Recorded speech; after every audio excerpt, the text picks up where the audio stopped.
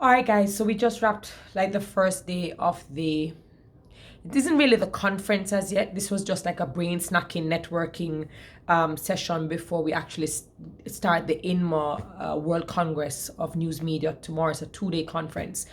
And, I'm always reminded of the importance of knowing a language.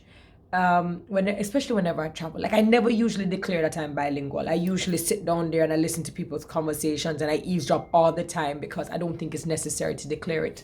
But I will say, most people use LinkedIn because it's a way to increase your network, really add value, or find people who add value to your circles. And what I have found over the years is that when it comes to opportunities, when it comes to networking, when it comes to really connecting with people, when you know another language, it can be mind blowing.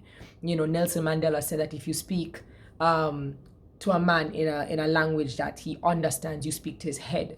But if you speak in his language, and you speak to his heart.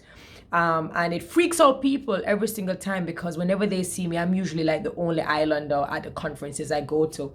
And when I break out into Spanish, if it is absolutely necessary, I see people going, "What?" Then they start asking me, "You're Spanish?" And I'm like, "No, I'm Jamaican." But then they start treating you differently. All of a sudden, the interest is very different. You've unlocked a dimension that maybe they didn't think was there. All of a sudden, you're one of them. You're one of the family, and they want to invite you in. And so I always take it upon myself to tell people, listen, if you can learn another language, it doesn't mean that your opportunities are going to be less or that you won't get opportunities if you don't speak another language. But your opportunities can grow if you do. So just today I ended up having to speak. I had to speak in Spanish while I was walking down from my hotel trying to find the Thomson Reuters building. And by the time you say, "Oh yeah, mama," all of a sudden it's like, "Oh yeah, hija," and you're just like, "All right, okay, she's gonna help me out."